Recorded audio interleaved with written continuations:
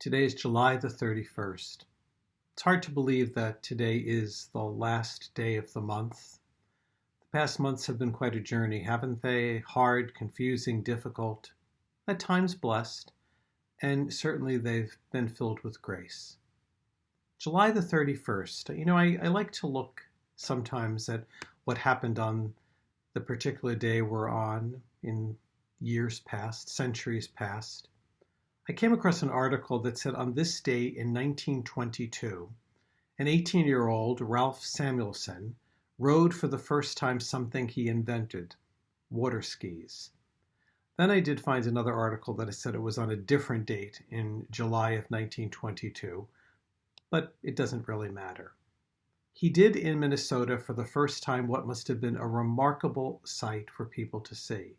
A young man pulled by a boat on skis, doing what most people would normally be doing on a snowy mountain. But then fast forward to 1971, and indeed on this date, almost 50 years ago, the astronauts Dave Scott and James Irwin became the seventh and eighth men to walk on the moon, and on this day they explored the moon using a four-wheeled, battery-powered lunar rover vehicle. And that too must have been a remarkable sight. Two men riding a vehicle that usually was ridden on the beach, but now exploring the moon. Two very different moments in time. But both of them are about exploration, aren't they? One about exploring the water with a little bit of fun, and also the other exploring the moon with a desire to understand it in a new way. Today is also the feast of St. Ignatius Loyola. He died on this date in 1556, and he is known for founding, with Francis Xavier and Peter Faber, the Society of Jesus, probably better known as the Jesuits. Now, if you have a chance, it's worth reading Ignatius of Loyola's life. He's born in the Basque country of Spain. He came from an influential family. He was the youngest of 13 children, and his military career ended with an injury. He then had a conversion experience. Then was a moment of visions and travel and encounters with some remarkable individuals before he then eventually founded the society. Now, I don't know if St. Ignatius of Loyola enjoyed the water at all. I'm sure he looked up at night and saw the moon. But what he did know is the importance of exploration, and not a physical going to another planet exploration, but rather an interior, spiritual journey, an exploration of the interior life of faith. Ignatius of Loyola was known to be a great spiritual director, and eventually his meditations and prayers and contemplative practices were put into a practice called the spiritual exercises. And this became, in the beginning for members of his society, a 30-day retreat done in solitude and silence, in which they were invited to go into their life, deeply into their life, and to see how God was calling them and where they needed the gifts of the Spirit to guide them.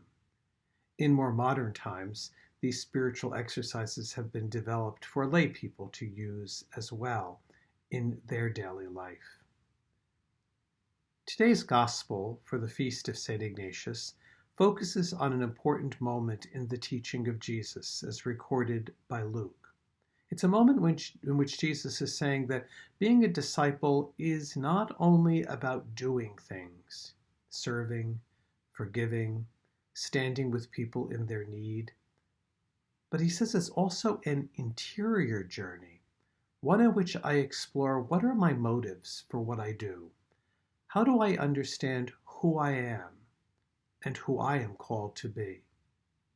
In the Gospel, Jesus says this: "Which of you, wishing to construct a tower, does not first sit down and calculate the cost to see if there is enough for completion? Otherwise, after laying the foundation and finding himself unable to finish the work, the onlookers should laugh at him and say this one began to build what he did not have the resources to finish.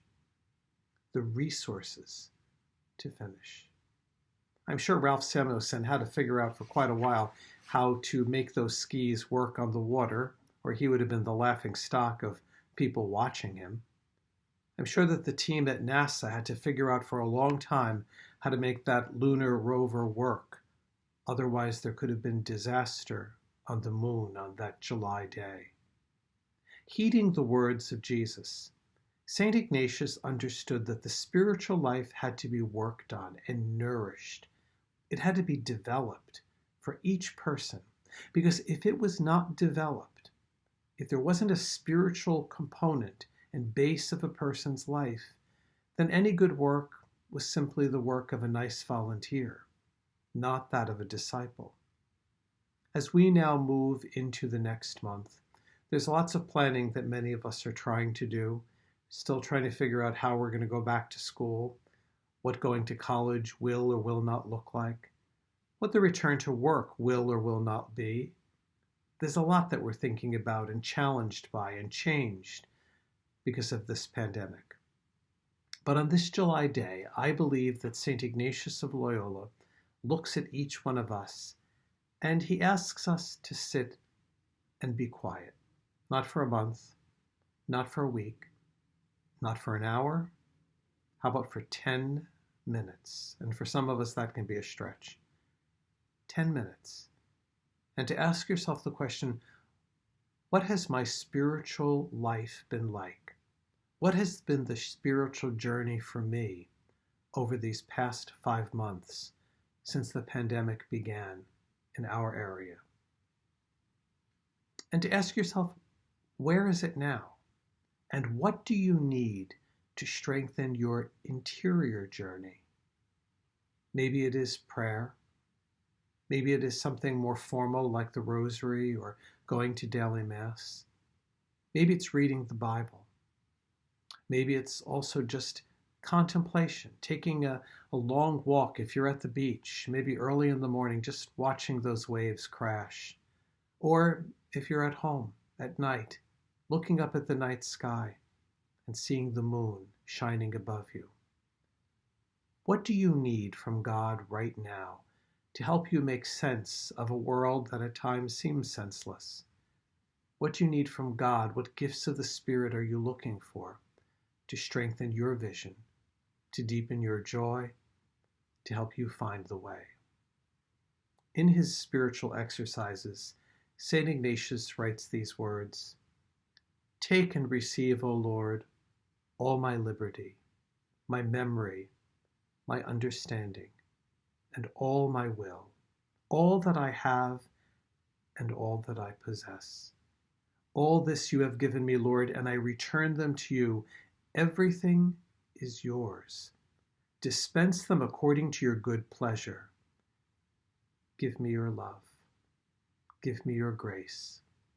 And this is enough for me." May that be our prayer today, and may it be enough for all of us this day.